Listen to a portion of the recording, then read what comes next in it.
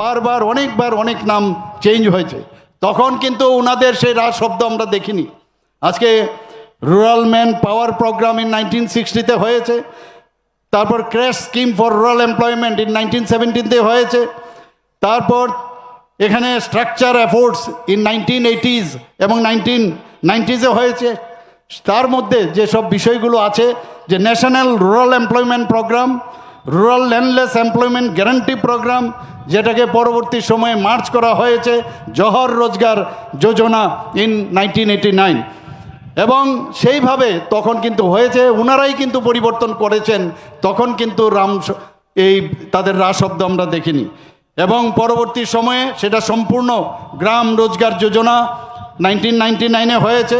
সেখানেও মেইন যে উদ্দেশ্য ছিল যে সমস্ত গ্রামীণ এলাকায়, আমার পূর্ববর্তী বক্তা বলেছেন যে গ্রামের যদি উন্নয়ন না হয় তাহলে আমাদের রাজ্য এবং আমাদের দেশ কোনো সময় উন্নয়ন হবে না। এবং সেই দিশায় মাননীয় প্রধানমন্ত্রী যে কাজ করছেন, একের পর এক কাজ করছেন, এবং যেটাকে বারবার উনি বলছেন যে সবকা সাথ সবকা বিকাশ, বিশ্বাস আর তার প্রয়াস। আজকে এরপর employment assurance and the food for work program, সেটাও দেখা গেছে আগে এই ধরনেরও একটা প্রোগ্রাম শুরু হয়েছিল, কিন্তু এর থেকে মেজর শিফট যেটা হয়েছিল সেটা হয়েছে মহারাষ্ট্র এমপ্লয়মেন্ট গ্যারান্টি অ্যাক্ট 1977। সেই কনসেপ্টকে মাথায় রেখে, যেটা Mahatma Gandhi national rural employment guarantee in 2005-এ সেটা হয়েছিল, এবং সেখানে লিগ্যাল রাইটস যেটা দেওয়া হয়েছে, ফ্রেম ওয়ার্ক, সেটা হয়েছিল। আজকে এর মধ্যে এই প্রোগ্রামের মাধ্যমে অনেক কিছু, যেগুলো মানে সাধারণ মানুষের অনেক অসুবিধা হচ্ছিল, যেগুলো 100% যে মাঝখানে মিডলম্যান চলে আসতো, অনেক অসুবিধা হতো, আমরা সবাই জানি। সে আমাদের মনে আছে যে আগে যখন আমাদের কোনো ন্যাশনাল দিল্লি থেকে যখন এখানে 1 টাকা পাঠানো হতো তো 25 পয়সা আসতো, প্রাক্তন প্রধানমন্ত্রী নিজের মুখের কথা। তো এই যে মিডলম্যান থেকে বাঁচার জন্য মাননীয় প্রধানমন্ত্রীজি এই যে বিল এনেছেন, জি রাম জি মিল 2025, এখন জি রাম শুনে ওদের সমস্যা হয়ে গেছে, যে রামের আসল অর্থই বুঝছে না, ভাবছে রাম রামে তো ওদের অ্যালার্জি হয়, কিন্তু এখানে রামের যে অর্থটা হচ্ছে, অর্থাৎ এই যে আমাদের Viksit Bharat, that is VB, guarantee for Rozgar and Ajeevika mission Gramin, এটা হচ্ছে আসল উদ্দেশ্য। এখানে জি রাম শুনেই এদের অ্যালার্জি শুরু হয়ে গেছে বন্ধুগণ। এবং এইভাবে আমরা দেখেছি যে লোকসভায় যখন এটা পেশ হয় সেখানেও খুব হইচই হয়েছে।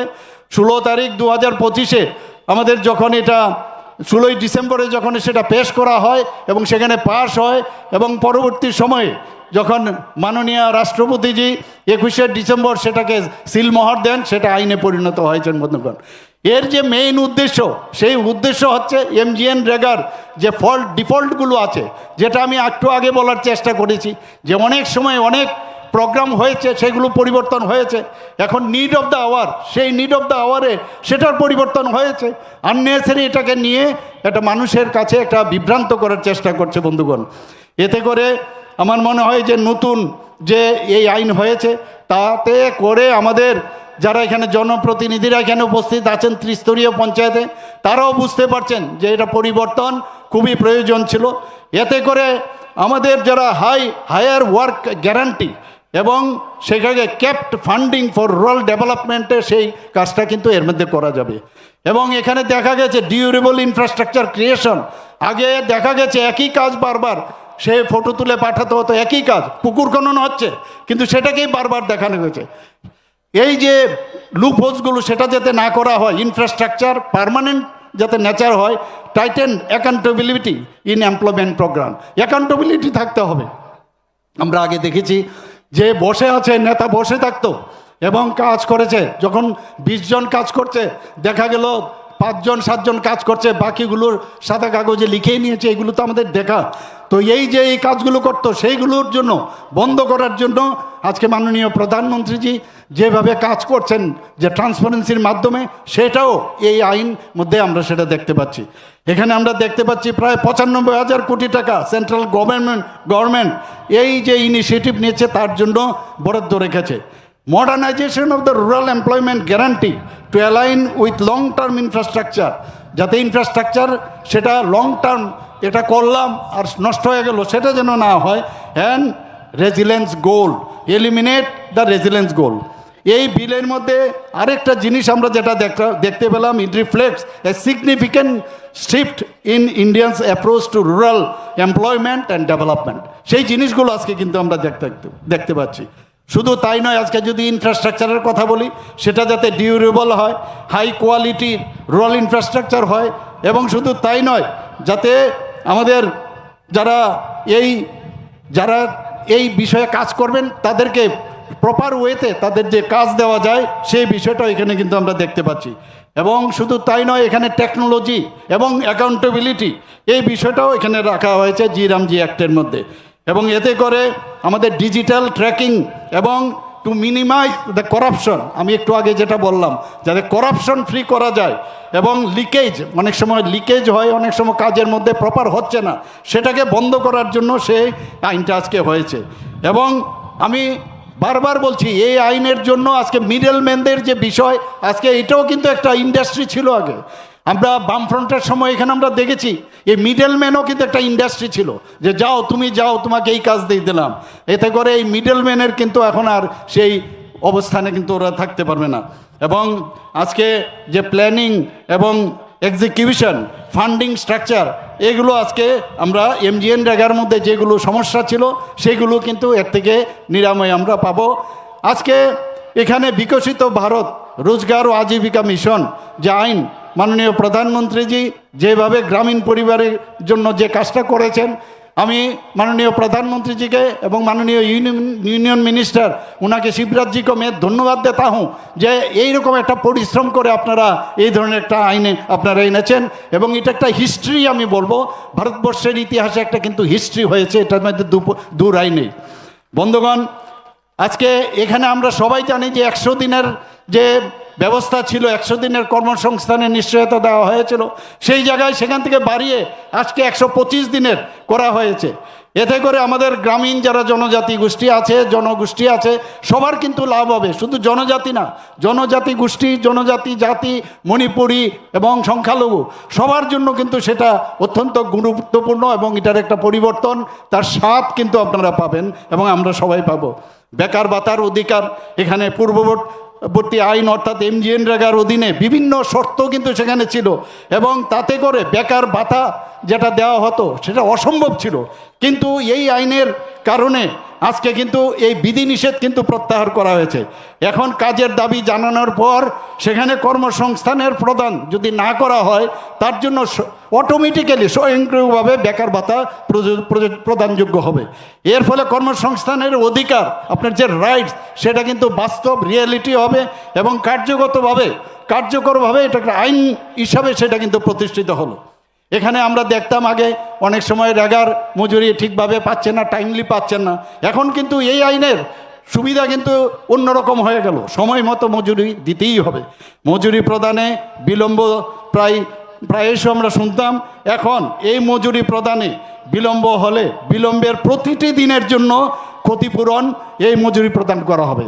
এবং এর ফলে স্বচ্ছতা বৃদ্ধি পাবে এবং শ্রমিকরা তাদের পূর্ণ যে প্রাপ্যতা সেটা কিন্তু তারা পাবে।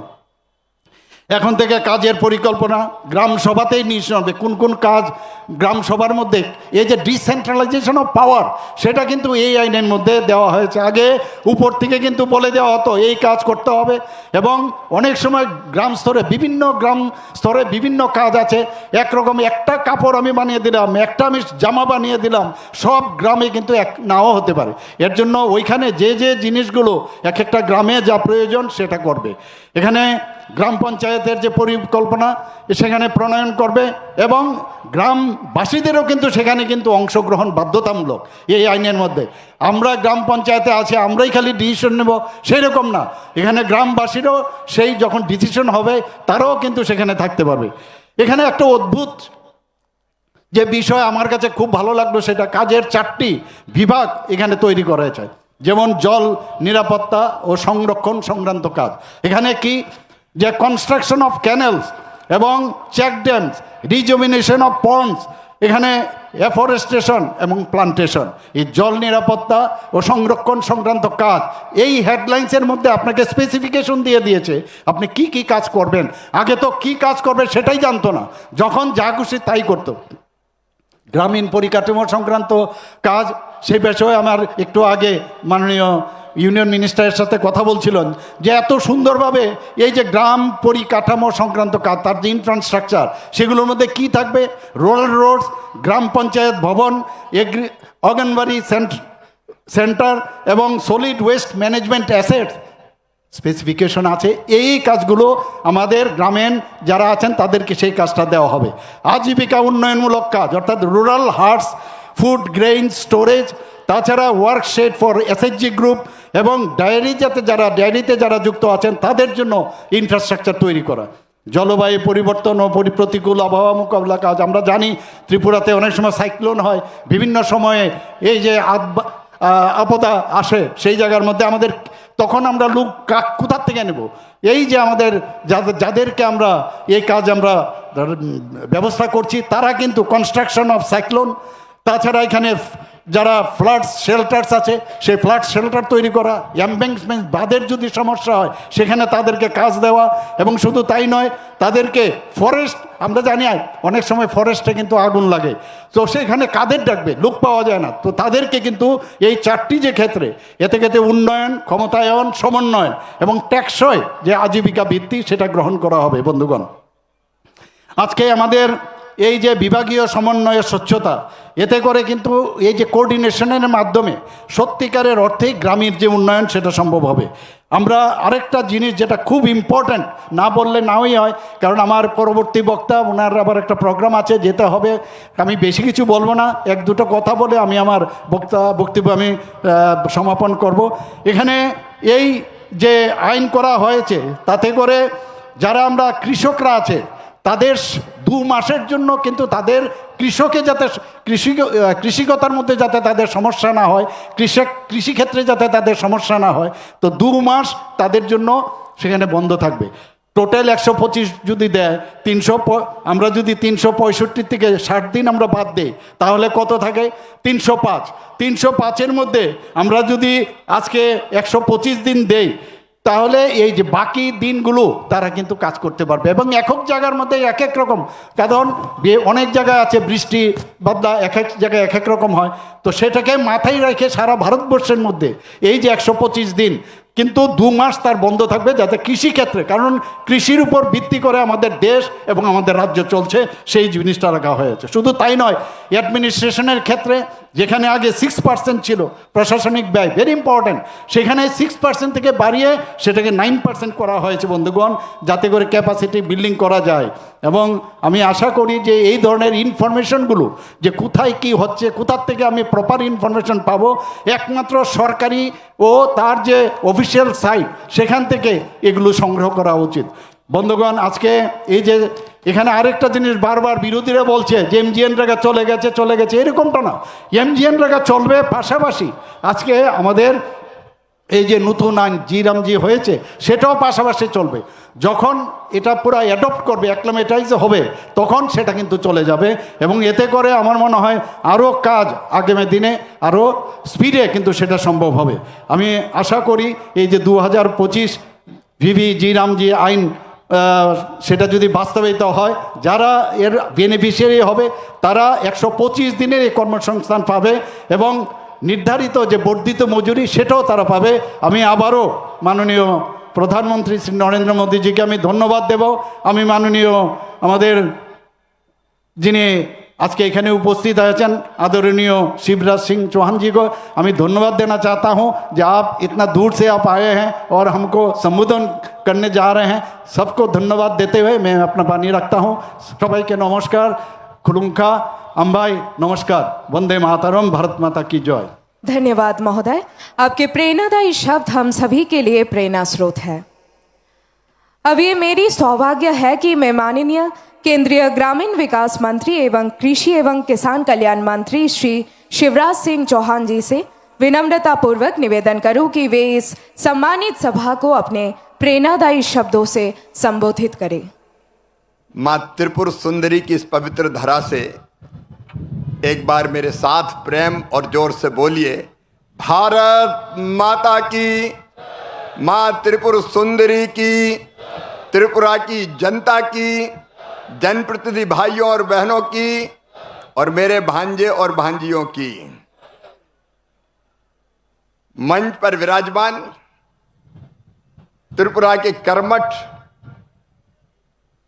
यशस्वी और गतिशील मुख्यमंत्री, और मुझे एक कहते हुए आज खुशी है, वो ग्रामीण विकास मंत्री भी है और ग्रामीण विकास के मामले में त्रिपुरा हिंदुस्तान में नंबर 1 पर पहुंच गया है। जरा ताली त्रिपुरा वाली बजाइए जोर।